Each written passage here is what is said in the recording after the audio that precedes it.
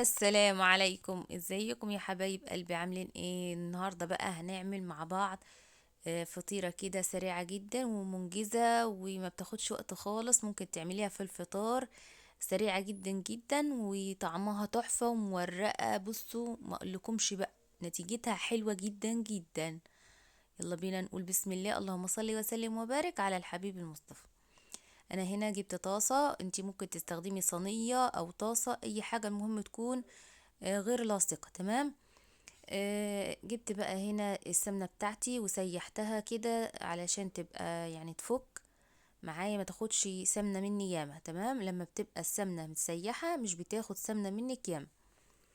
جبت اللفة بتاعتي من الجلاش وهاخد كده ورقة ورقة وادهن، يعني احطها كده وادهنها ورقة جنب ورقة، ورقة جنب ورقة. تمام.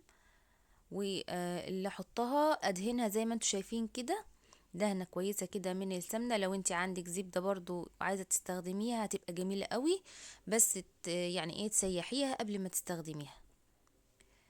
بصوا شايفين بقى، مش بتاخد وقت خالص. انا لفة الجلاش دي عملتها يعني قسمتها على 2 لان الطاسة بتاعتي صغيرة. تمام. لو انت بتعملي في طاسة كبيرة ممكن تعمليها كلها، هتبقى فطيرة حلوة. يعني برضو حجمها حلو وبرضه هتديكي نتيجة جميلة جدا.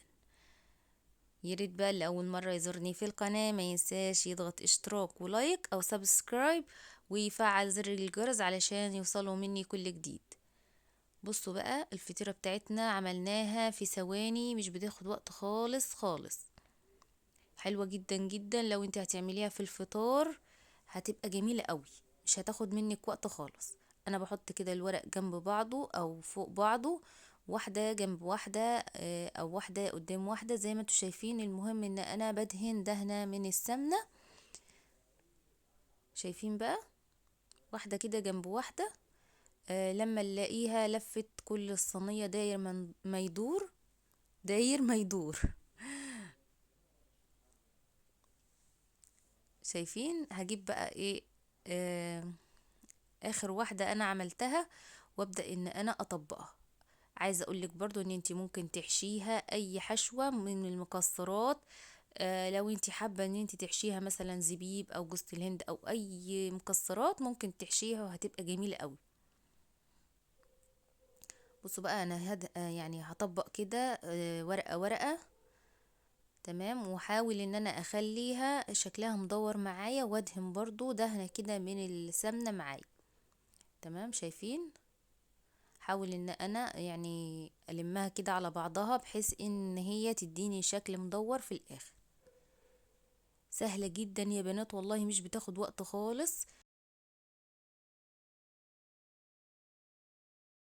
بصوا بقى يا بنات، خلصنا كل الكمية، خدت مننا وقت والله، اتعملت في ثواني كده، يعني حاجة بسيطة جدا.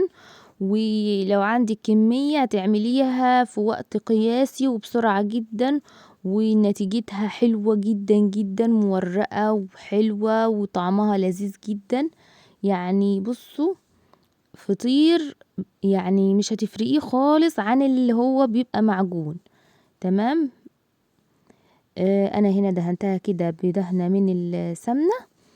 يا ريت يا بنات تضغطوا لي لايكات كتير قوي قوي علشان الفيديو يترفع لاكبر عدد من المشاهدين. وكمان اللي اول مرة يزورني في القناة ما ينساش يضغط اشتراك او سبسكرايب ويفعل زر الجرس. طبعا انا هنا جبت بقى ايه، نص معلقة كده من البيكنج باودر ومعلقتين سكر وكوباية لبن مغلية وقلبتهم كلهم في بعض. كانت الفطيرة بتاعتي استوت على نار هادية، انا حطيتها على نار هادية وغطيت عليها. لما خدت لون ضيرتها على الجنب التاني وكنت مغطية عليها. نزلت بقى بنص كوباية اللبن، وهرجع بقى الفطير بتاعي تاني على البوتاجاز لمدة دقيقتين او على حسب، يعني المهم يشرب معانا اللبن اللي احنا حطيناه على نار برضو هادية ونغطي عليه. وبعد ما يشرب اللبن كويس جدا يبقى جاهز معانا. بصوا بقى، بصوا الفطير بتاعنا فظيع فظيع جميل وتحفة، مورق وطري ويعني هش كده وحلو قوي قوي، هيعجبكم لو جربتوه يعني انا عملت الاتنين دول من لفة واحدة بس من الجلاش. لو انت الطاسة بتاعتك كبيرة اعمليها فطيرة واحدة كبيرة هتبقى حلوة قوي قوي. شفتوا بقى؟ يعني هم دول فطيرتين بس صغيرين لان الطاسة بتاعتي صغيرة. تمام. بصوا بقى التوريقة، بصوا الجمال، مستوي ومورق وحلو قوي قوي، جميل قوي قوي قوي.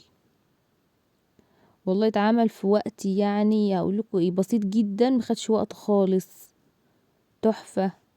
اضغطوا بقى لايكات كتير كمان، اللي اول مرة يدخل القناة يضغط اشتراك او سبسكرايب. مع السلامة.